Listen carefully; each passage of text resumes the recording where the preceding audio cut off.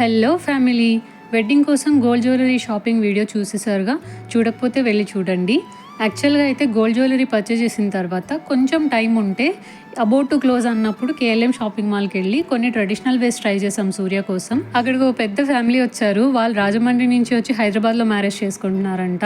వాళ్ళ అల్లుడికిను వాళ్ళ హస్బెండ్కి వీళ్ళకి సెలెక్ట్ చేయడం మానేసి సూర్య వంక చూస్తూ ఉండిపోయారనమాట. ఇది బాగుంది బాబు నీకు, అది బాగుంది బాబు అని చెప్పి అడ్వైజ్లు ఇచ్చారు. యాక్చువల్గా ఒక అవుట్ఫిట్ చూసాము, అది 11,000 ఐ థింక్ అన్నారు. బట్ అన్నెసెసరీ అని అనిపించింది. ఈ అవుట్ఫిట్ తీసుకున్నాము. ఇది 3,500 అయింది. ఓన్లీ డ్రెస్ మాత్రమే, అంటే టాప్ బాటమ్ మాత్రమే వచ్చినాయి. ఆ దుపట్టా ఏదైతే ఉందో అది సపరేట్గా పే చేయాలి. అండ్ జూతీస్ ఉండే కదా వీళ్ళకి, షూస్ లాగా ట్రెడిషనల్ షూస్, అవి కూడా పర్చేస్ చేసాము. వాటికి కూడా సపరేట్ కాస్ట్ అయిందనమాట. మొత్తం కలిపి 4,500 ఆర్ 5,000 అయింది. పొద్దున్న లేస్తూనే న్యాచురల్స్కి వచ్చేసాం. వై బికాజ్ ఆఫ్టర్నూన్ మేము రాజమండ్రి బయలుదేరిపోవాలి. ఇంకా సూట్స్ రావాల్సి ఉంది, అవి ఎప్పుడు వస్తాయో తెలీదు.